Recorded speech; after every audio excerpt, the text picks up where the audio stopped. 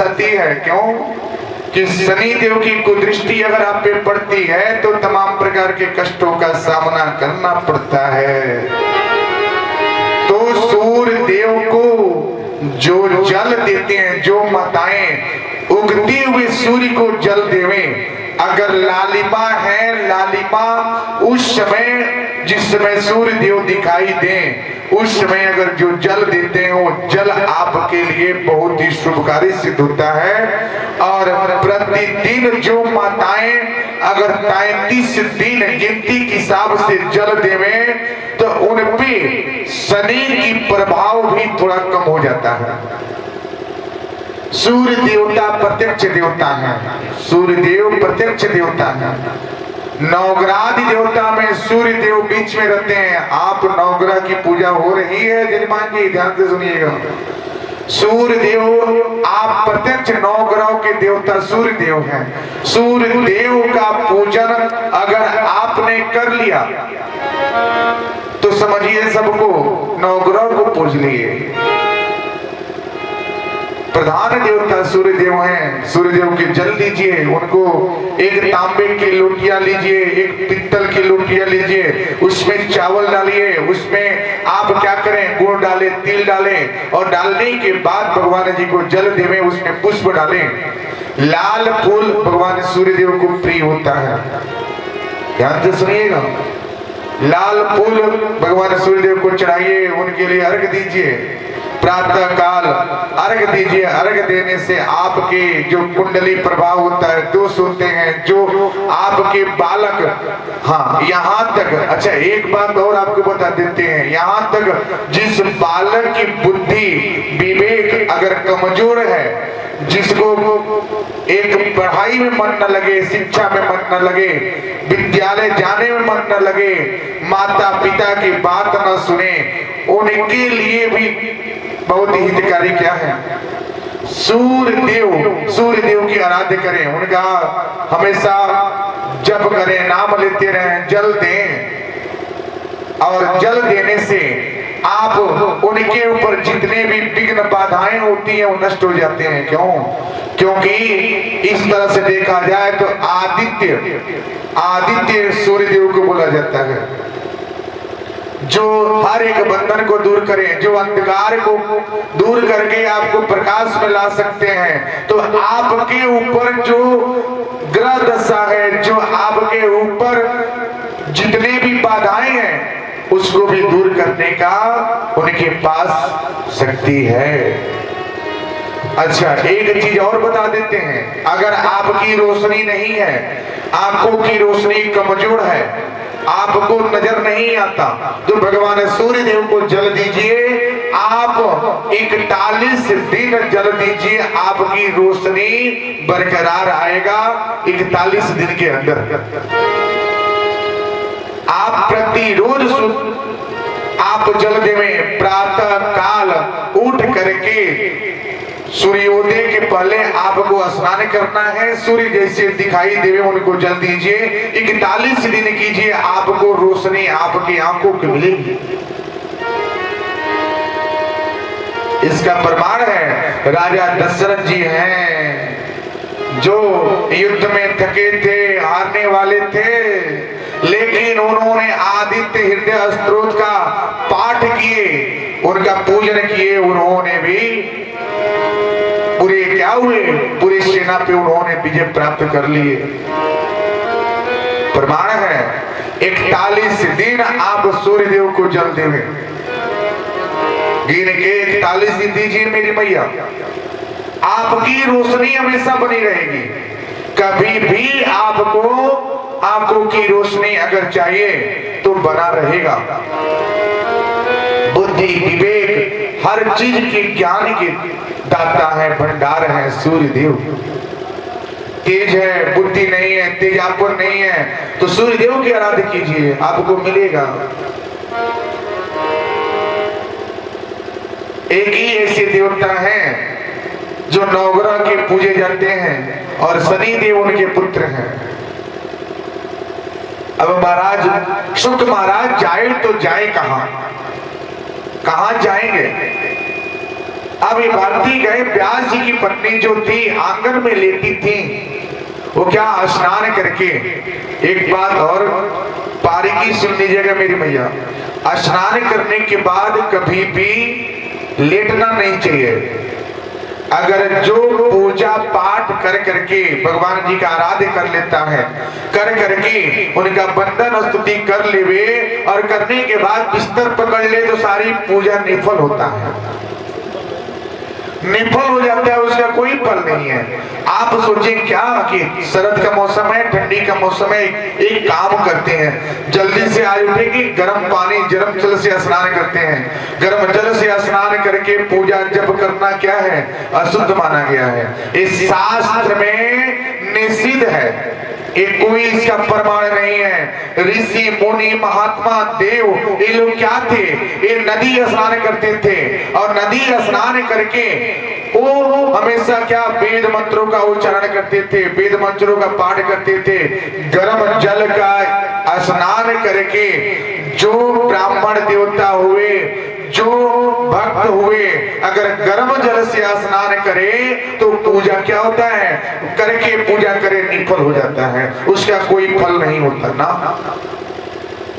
कितने लोग करते हैं मेरी मैया, गर्म जल से स्नान कितने लोग करते हैं बताइए। आज शरीर को बचाने के लिए, ये शरीर क्या है, जितना ही जिस रूप में ढालेंगे उस रूप में ढल जाएगा। आज आप सोचेंगे क्या कि आज मेरे को आज 3 बजे उठना है, बिस्तर छोड़ना है, स्नान करना है। देखिए आप कैसे स्नान करते हैं, कैसे बिस्तर छोड़ देते हैं, क्योंकि शरीर को जैसे ढालेंगे वैसे ही ढल जाएगा, जैसे ढालेंगे वैसे ही ढल जाएगा। ये आपके बस का है, जो आपके बस का नहीं है उसको पाने का प्रयास की जाती है, जो आपके बस का है उसको दूर करने का प्रयास होता है। बताइए होता है ना, हाँ या ना तेरी माँ, होता है ना। जो जिसको पाना चाहिए, जो आपके बस का है उसको आप दूर कर दिए। अभी देखिए कितना सुंदर ये अमावस लगी थी, स्नान करने कितनी माताएं गई थी, बताइए बताइए, शर्माइए मत ना, कितने लोग गए थे स्नान करने।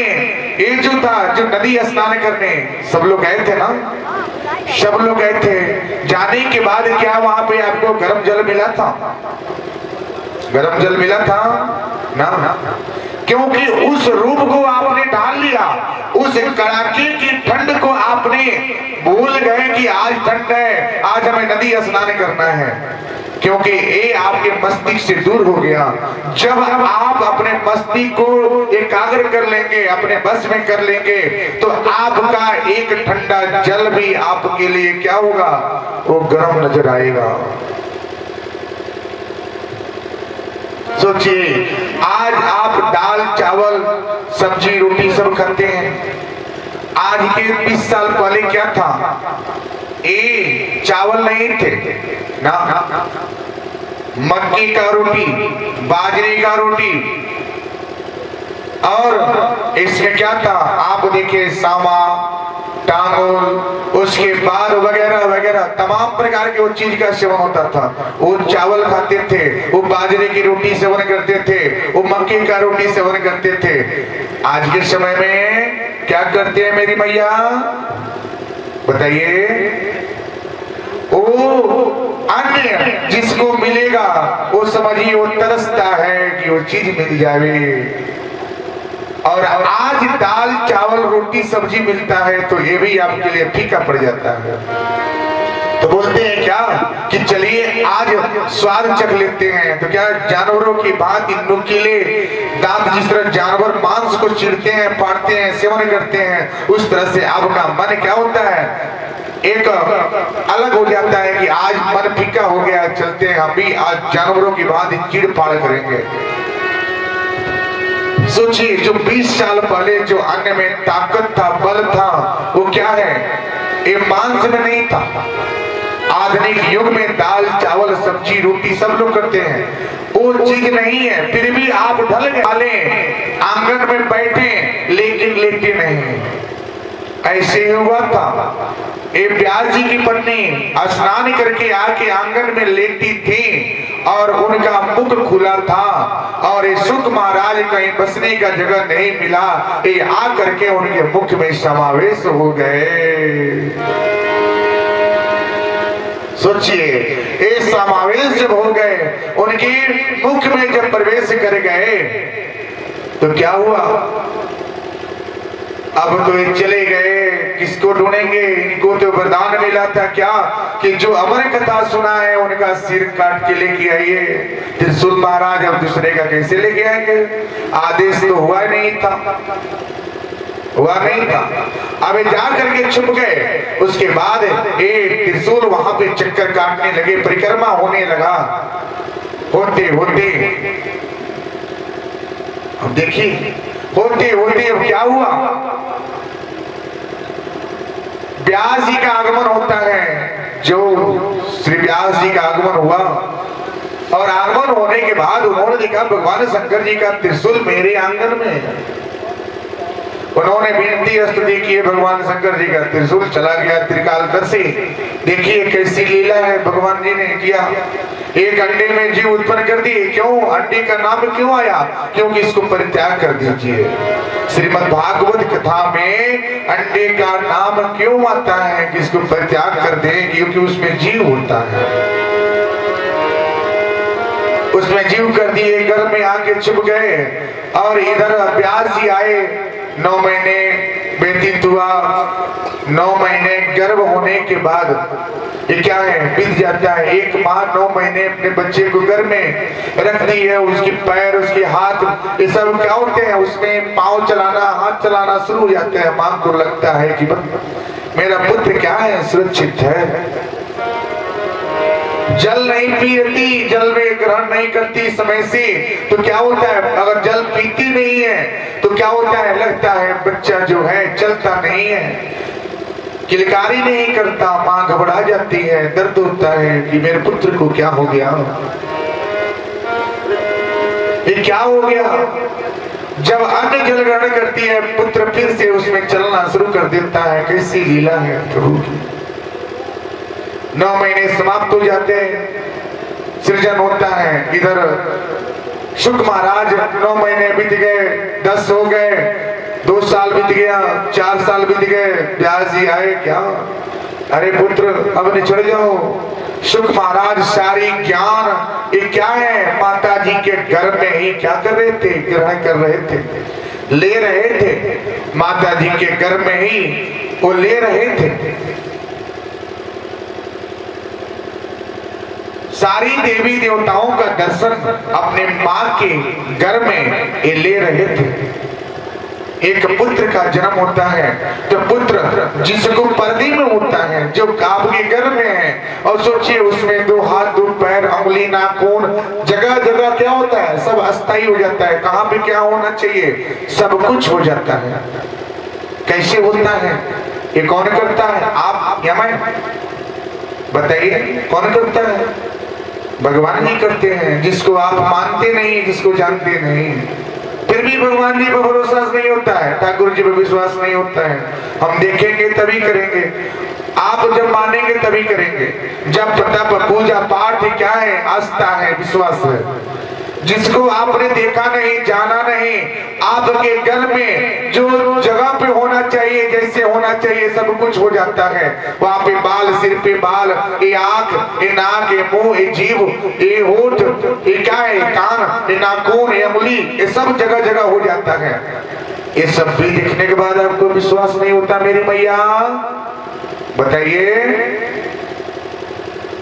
आप बड़े हैं कि आपका आस्था बड़ा है मेरी माँ?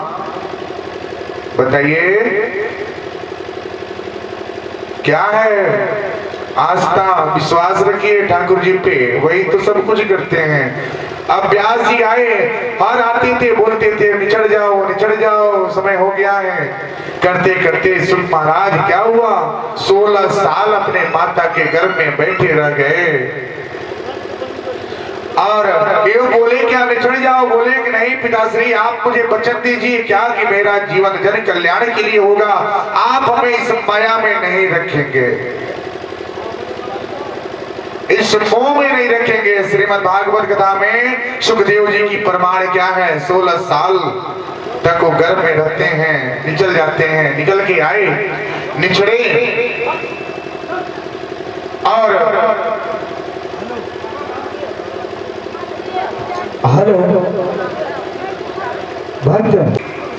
जब इनको 16 साल अवस्था तक घर में छुपे रह गए, रखने के बाद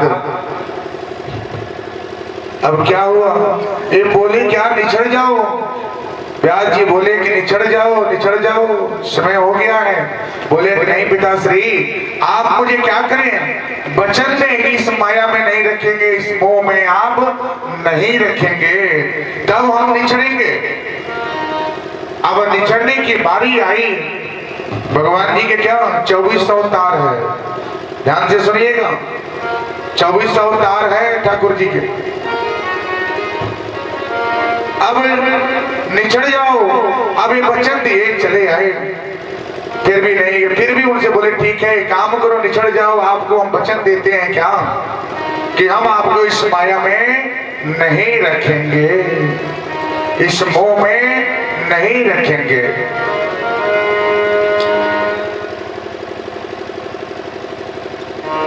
अब क्या हुआ, वचन हो गया, वचन ले लिए,